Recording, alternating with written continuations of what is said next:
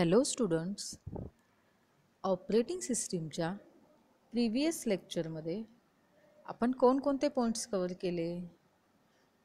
First होता what is deadlock. Next आपण काय बघितलं? Necessary conditions. Okay, to achieve deadlock total 4 conditions आपण बघितल्या. Mutual exclusion, hold and wait, no preemption and circular wait. Right. आणखीन एक काय बघितलं आपण? Resource allocation graph. हे आपण प्रिव्हियस लेक्चरमध्ये पॉईंट्स कवर केलेले आहेत. So in today's lecture we are starting the next point, that is deadlock avoidance. आता what is mean by deadlock avoidance? Deadlock avoidance means what? तर in deadlock avoidance the request for any resource will be granted if the resulting state of the system doesn't cause deadlock in the system. म्हणजेच काय? Deadlock अवॉइडन्समध्ये काय होतं? जेव्हा रिसोर्ससाठी request send केली जाते, okay, जेव्हा रिसोर्ससाठी request send केली जाते तेव्हा ती ग्रँट केली जाते. पण ती कधी ग्रँटेड होते? तर resulting state of system doesn't cause deadlock in the system. रिसोर्ससाठी जी रिक्वेस्ट सेंड केलेली असते ती ग्रँट होते, पण कधी? ज्यावेळी त्या सिस्टीममध्ये डेडलॉक हे रिझन नसतं रिझल्टिंग स्टेटसाठी, त्यावेळी काय होतं? जी काही रिक्वेस्ट सेंड केलेली आहे रिसोर्ससाठी ती ग्रँट केली जाते. Okay, the state of the system will continuously be checked for the safe and unsafe states. आता सिस्टीममध्ये जेव्हा डेडलॉक हे रिझन नसतं, ओके, त्या सिस्टीममध्ये डझंट कॉज डेडलॉक, ओके, त्यावेळी काय होतं? रिसोर्ससाठी सेंड केलेली रिक्वेस्ट काय होते? ग्रँट केली जाते. आणि याच्यामध्ये काय केलं जातं? कंटिन्युअसली चेक केलं जातं. काय चेक केलं जातं? तर ती स्टेट सेफ आहे की अनसेफ स्टेट्स आहे, ओके, हे त्या सिस्टीममध्ये कंटिन्युअसली चेक केलं जातं. In order to avoid deadlock, the process must tell operating system the maximum number of resources a process can request to complete its execution. म्हणजेच काय? जेव्हा डेडलॉक अवॉइडन्स होतं त्यावेळी तिथं काय होतं? तर प्रोसेस ऑपरेटिंग सिस्टीमला काय सांगते? तर एक प्रोसेस काय करते? मॅक्झिमम नंबर ऑफ रिक्वेस्ट करते, मॅक्झिमम नंबर ऑफ रिसोर्सेसना रिक्वेस्ट करते. का? कारण त्याचं जे काही एक्झिक्युशन आहे ते एक्झिक्युशन कंप्लीट करण्यासाठी सिंगल प्रोसेस काय करते? मॅक्झिमम नंबर ऑफ रिसोर्सेसना रिक्वेस्ट सेंड करते, ओके, आणि याच्याबद्दल ऑपरेटिंग सिस्टीमला ती मेसेज कन्वे करते. लक्षात येते का? ओके. आता त्याची अल्टरनेटिव्ह मेथड बघा. And alternative method for avoiding deadlock is to require additional information about how resources are to be requested. आता डेडलॉक अवॉइडन्ससाठी आणखीन एक अल्टरनेटिव्ह मेथड आहे, ती म्हणजे जी काही ॲडिशनल इन्फॉर्मेशन रिक्वायर्ड असणार आहे त्या रिसोर्सबद्दल त्याच्यासाठी रिक्वेस्ट केली जाते, ओके, त्यासाठी काय केली जाते? How resources are to be requested. ते रिसोर्सेस कसे रिक्वेस्ट केले जातात, how resources are to be requested, याच्याबद्दलची ॲडिशनल इन्फॉर्मेशन रिक्वायर्ड असते. If the sequence in which process will request the resource and will release it known additionally, then we decide for each request whether or not the process should wait. Okay, याच्यामध्ये काय केलं जातं? If the sequence, जर त्या प्रोसेसमध्ये sequence असेल कशाचा? Will request the रिसोर्सेसना रिक्वेस्ट सेंड करण्यासाठीचा सिक्वेन्स, प्लस आणखीन कशाचा? ते रिलीज कधी करायचं याच्याबद्दल जर ॲडिशनली माहिती असेल, ॲडिशनली इन्फॉर्मेशन असेल, तर आपण काय डिसाईड करू शकतो? For each request whether or not the process should wait. प्रत्येक रिक्वेस्ट जी आहे रिसोर्ससाठी सेंड केलेली, कधी? रिसोर्ससाठी सेंड केलेली जी काही प्रत्येक रिक्वेस्ट आहे किंवा ते रिलीज करण्यासाठी, त्याबद्दल जर ॲडिशनल इन्फॉर्मेशन आपल्याकडे असेल तर आपण डिसाईड करू शकतो की प्रत्येक रिक्वेस्टसाठी ती प्रोसेस वेट करायला पाहिजे की नाही. लक्षात येतंय का? ओके, हे झालं डेडलॉक अवॉइडन्स. तर deadlock avoidance algorithm examines the resource allocation so that there can be never a circular wait condition. म्हणजेच काय, हे आता आपण नेक्स्ट ह्याच लेक्चरमध्ये पुढे बघणार आहोत की डेडलॉक अवॉइडन्ससाठीचे काही ॲल्गोरिदम्स आहेत. ओके, तर ते ॲल्गोरिदम काय करतात, तर इट एक्झामिन्स द रिसोर्स अलोकेशन्स. ते काय एक्झामिन्स करतात, रिसोर्स अलोकेशन. त्यामुळे काय होतं, सर्क्युलर वेट कंडिशनसाठी काय करावं लागत नाही, never be a circular wait condition. तिथं काय येत नाही, सर्क्युलर वेट कंडिशन ऑकर होत नाही. लक्षात येते का? So deadlock avoidance algorithm use केले जातात. त्याच्यानंतर आपण बघणार आहोत, लक्षात आलं का सर्वांना डेडलॉक अवॉइडन्स म्हणजे काय? मी पुन्हा एकदा सांगते. डेडलॉक अवॉइडन्समध्ये काय होतं, तर सिंगल प्रोसेस काय करते, नंबर ऑफ रिसोर्सेसना रिक्वेस्ट सेंड करते. कशासाठी, तर त्याचं जे काही एक्झिक्युशन आहे ते कंप्लीट होण्यासाठी. ओके, आणि याच्याबद्दलचं काय इन्फॉर्मेशन ऑपरेटिंग सिस्टीमला प्रोसेस काय करते, प्रोव्हाइड करते. हे झालं डेडलॉक अवॉइडन्समध्ये असं होतं. नेक्स्ट आपण बघणार आहोत सेफ अँड अनसेफ स्टेट. कोणतं बघणार आहोत आपण, सेफ अँड अनसेफ स्टेट. आता अ सेफ स्टेट काय प्रोव्हाइड करते, पुन्हा मी काय सांगितलेलं डेडलॉक अवॉइडन्समध्ये, ते कंटिन्युअसली काय स्टेट हे करतं, टेस्ट करत असतं, काय चेक करत असतं, तर त्या सिस्टीमची स्टेट ती सेफ स्टेट आहे की अनसेफ स्टेट आहे हे कंटिन्युअसली चेक करत असतं.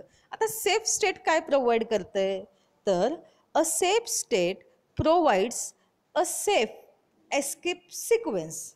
लक्षात येते का बघा. आणि a deadlock state is a unsafe. आणि जी काय डेडलॉक स्टेट असणार आहे ती असते अनसेफ. दोन स्टेट असतात बरोबर. सेफ स्टेट काय प्रोव्हाइड करते, सेफ एस्केप सिक्वेन्स. तर जिथं डेडलॉक असतो ती डेडलॉक स्टेट म्हणजे कुठली असणार, अनसेफ असणार. तुम्हाला डायग्राम बघितल्यावर लक्षात येईल. हे बघा, डायग्राम दिसते का तुम्हाला, this is the diagram for safe, unsafe and deadlock state spaces. Okay, तर जिथं डेडलॉक ऑकर झालेला आहे त्या स्टेटला काय म्हणतो आपण, अनसेफ स्टेट बरोबर. आणि सेफ स्टेट काय प्रोव्हाइड करते, सेफ एस्केप सिक्वेन्स प्रोव्हाइड करते. तर डेडलॉक स्टेट कुठली असणार आहे, अनसेफ असणार आहे. And unsafe state is not necessarily डेडलॉक्ड.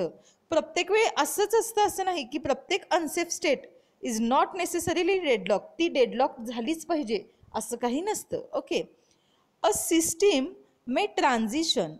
A system, जी काही सिस्टीम आहे ती काय ट्रान्झिशन, त्याचं ट्रान्झॅक्शन होऊ शकतं, ट्रान्झिशन होऊ शकतं from a safe state to unsafe state. लक्षात येते का बघा, जी काही सिस्टीम असणार आहे आपली ती ट्रान्झिशन होऊ शकते सेफ स्टेटपासून अनसेफ स्टेटकडे.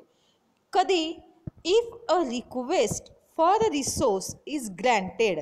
जर रिसोर्ससाठी रिक्वेस्ट ग्रांट केली जाते त्यावेळी काय होऊ शकते, सिस्टीम ट्रान्झिशन होऊ शकते सेफ स्टेटपासून अनसेफ स्टेटकडे. Ideally check with each request for resources whether a system is still safe. इथं काय केलं जातं, चेक केलं जातं प्रत्येक रिक्वेस्ट रिसोर्ससाठी केलेली. कशासाठी, तर जोपर्यंत ती सिस्टीम सेफ स्टेटमध्ये होत नाही तोपर्यंत. लक्षात येतंय का सर्वांच्या? ओके, नेक्स्ट आपण बघणार आहोत डेडलॉक अवॉइडन्स अल्गोरिदम्स. आत्ता आपण बघितलं डेडलॉक अवॉइडन्स म्हणजे काय बरोबर, त्याच्यामध्ये सेफ स्टेट आणि अनसेफ स्टेट बघितली. हे दोन्ही कंटिन्युअसली चेक केले जात असतात डेडलॉक अवॉइडन्समध्ये. प्लस आता आपण काय बघणार आहोत, डेडलॉक अवॉइडन्स अल्गोरिदम्स. कोणकोणते अल्गोरिदम्स आहेत ते आपण आता बघूया. तर following algorithms are used in the deadlock avoidance of deadlock. Deadlock avoidance algorithm कुठले कुठले असणार आहेत, तर ते टोटल 4 अल्गोरिदम्स आहेत. फर्स्ट असणार आहे resource allocation graph algorithm. Next असणार आहे बँकर्स अल्गोरिदम. नेक्स्ट असणार आहे रिसोर्स रिक्वेस्ट अल्गोरिदम. आणि नेक्स्ट असणार आहे सेफ्टी अल्गोरिदम. लक्षात येते, आजच्या लेक्चरमध्ये आपण रिसोर्स अलोकेशन ग्राफ अल्गोरिदम याच्याबद्दल स्टडी करणार आहोत. तर using a resource allocation graph for deadlock avoidance, each process identifies possible future chains drawn as claim edges. ज्या काही डॉटेड लाईन्स असतात ना त्यांना काय म्हटलं जातं, क्लेम एजेस. लक्षात येते? ओके. तर रिसोर्स अलोकेशन ग्राफचा आपण यूज करून डेडलॉक अवॉइडन्स करू शकतो. त्याच्यामध्ये काय केलं जातं, प्रत्येक प्रोसेस आयडेंटिफाय केली जाते. Okay. If converting a claim edge to request edge creates a loop, then don't grant request. याच्यामध्ये काय होतं, तर क्लेम एज जी आहे ती रिक्वेस्ट एजमध्ये कन्वर्ट केली जाते, पण त्यावेळी काय होतं, लूप क्रिएट होतं. तेव्हा काय होतं, दे डोंट ग्रँट रिक्वेस्ट, त्यावेळी ते रिक्वेस्ट ग्रँट करत नाही. तुम्हाला डायग्रॅम बघितल्यावर लक्षात येईल resource allocation graph. See here P1 P2, these are the two processes and R1 R2 are the resources. Okay. आता जे डॉटेड लाईन्स असणार आहेत ना ते आहेत क्लेम एजेस. ओके. आणि जर आपल्याला क्लेम एज कन्वर्ट करायची असेल रिक्वेस्ट एजमध्ये, तर त्यावेळी काय होतं, इट क्रिएट्स अ लूप. ते काय करतं, लूप क्रिएट करतं. देन डोंट ग्रँट रिक्वेस्ट, ते रिक्वेस्ट काय करत नाही, ग्रँट करत नाही. Limited applicability only valid when there is one instance of each resources. Okay. आता याचं लिमिटेशन्स काय असणार आहे, तर ओनली व्हॅलिड व्हेन, हे कधी व्हॅलिड कन्सिडर केलं जातं, when there is one instance of each resource. प्रत्येक रिसोर्सला एक इन्स्टन्स असेल त्यावेळी काय असतं, ते व्हॅलिड असतं. लक्षात येतंय का? ओके. आता इथंच एक्झाम्पल बघूया. ग्रँटिंग P2's रिक्वेस्ट, ही जी काही P2 आहे ना, ते P2ची रिक्वेस्ट कशासाठी, तर for resource R2. ग्रँटिंग P2's request for R2 creates a loop, so don't Grant. Okay. पहिल्यांदा काय झाले, P2 ह्या प्रोसेसकडून R2 ह्या रिसोर्सकडे क्लेम एज ड्रॉ केलेला आहे, बरोबर. मग मी काय म्हटलं, क्लेम एजचं रिक्वेस्ट एजमध्ये जेव्हा कन्व्हर्जन करत असतो त्यावेळी तिथं लूप क्रिएट होतो. फिगरमध्ये दिसते का बघा तुम्हाला. जेव्हा R2 ह्या प्रोसेसकडून P2 ह्या प्रोसेसकडे आपण काय केले, कन्व्हर्जन केलेलं आहे क्लेम एजचं रिक्वेस्ट एजचं, त्यावेळी काय झालंय, रिक्वेस्ट तिथं काय झालंय, लूप क्रिएट झालेला आहे. आणि त्यावेळी काय होतंय, ती जी काही रिक्वेस्ट असणार आहे ती ग्रँट केली जात नाही. लक्षात येतंय का? ओके. म्हणजेच रिसोर्स अलोकेशन अल्गोरिदम मध्ये मी पुन्हा एकदा सांगते, if the system has resource allocation with only one instance of each resource type, then only this algorithm is applicable. हे अल्गोरिदम आपण कधी यूज करू शकतो, तर एकच इन्स्टन्स असेल प्रत्येक रिसोर्स टाईपला, जर सिंगल इन्स्टन्स असेल तर आणि तरच आपण काय करू शकतो, resource allocation graph algorithm use करू शकतो, तिथं ॲप्लिकेबल करू शकतो. लक्षात येतंय का? जेव्हा प्रत्येक रिसोर्स टाईपला सिंगल इन्स्टन्स असेल, त्याच वन इन्स्टन्स असेल, त्याच वेळी आपण काय करू शकतो, हा जो काही अल्गोरिदम आहे तो ॲप्लिकेबल करू शकतो. आता जे काही क्लेम एज आहे म्हणजेच कुठलं, dotted edge, it is like a future request edge. हे कशासारखं असतं, फ्युचर रिक्वेस्ट एज सारखं असतं. When a process request a resource, the claim edge is converted to a request edge. मी सांगितल्याप्रमाणे जेव्हा प्रोसेस रिसोर्ससाठी रिक्वेस्ट करते त्यावेळी क्लेम एजचं कन्व्हर्जन कशात केलं जातं, रिक्वेस्ट एजमध्ये केलं जातं. आणि when process release a resource, the assignment is converted to a claim edge. आणि जेव्हा ती प्रोसेस रिलीज केली जाते, ती प्रोसेस त्या रिसोर्सला पर्टिक्युलर रिलीज करते त्यावेळी त्या असाइनमेंट एजचं कन्व्हर्जन कुठं केलं जातं, क्लेम एजमध्ये. लक्षात येते का? जेव्हा एक प्रोसेस रिसोर्सला रिक्वेस्ट सेंड करते, त्यावेळी क्लेम एजचं काय केलं जातं, कन्व्हर्जन रिक्वेस्ट एजमध्ये केलं जातं. आणि जेव्हा ती प्रोसेस त्या पर्टिक्युलर रिसोर्सला रिलीज करते त्यावेळी त्या असाइनमेंट एजचं कन्व्हर्जन कशात होतं, क्लेम एजमध्ये होतं. लक्षात येते का? The request can be granted by converting request edge to assignment edge. आता ही जी काही रिक्वेस्ट आहे ती कधी ग्रँट केली जाते, ज्यावेळी रिक्वेस्ट एजचं असाइनमेंट एजमध्ये कन्वर्जन होतं. लक्षात येतंय का? If assignment does not convert in to cycles in allocation graph then the system is in safe state. आता जेव्हा ही असाइनमेंट एज असणार आहे ते कन्वर्ट होत नाही इंटू सायकल. ओके, ते जेव्हा सायकलमध्ये कन्वर्ट होत नाही अलोकेशन ग्राफमध्ये, तर त्यावेळी ती सिस्टीम कशी असते? इन सेफ स्टेटमध्ये असते. After assignment of resource if cycle detection algorithm detects then the system is in unsafe state. आणि जेव्हा ते असाइनमेंट ऑफ रिसोर्सचं कन्वर्जन करताना त्या सायकल डिटेक्शनमध्ये होतं आणि ते सायकल डिटेक्ट करतं, तर त्यावेळी त्या सिस्टीमला काय म्हटलं जातं? अनसेफ स्टेट म्हटलं जातं. लक्षात येतंय का? ओके. आता सायकल डिटेक्शनचा हे काय असणार आहे फॉर्म्युला? तर एन स्क्वेअर. लक्षात येतंय? रिसोर्स अलोकेशन ग्राफ अल्गोरिदममध्ये मी पुन्हा तुम्हाला सगळं रिपीट केलेलं आहे. याच्यामध्ये काय होतं, जेव्हा प्रत्येक रिसोर्स टाईपला सिंगल इन्स्टन्स असतो त्याच वेळी काय करू शकतो आपण? हा अल्गोरिदम ॲप्लिकेबल करू शकतो. याच्यामध्ये claim edge, request edge. Claim edge कसं असतं? डॉटेड एजमध्ये असतं, बरोबर. तर हे जे काही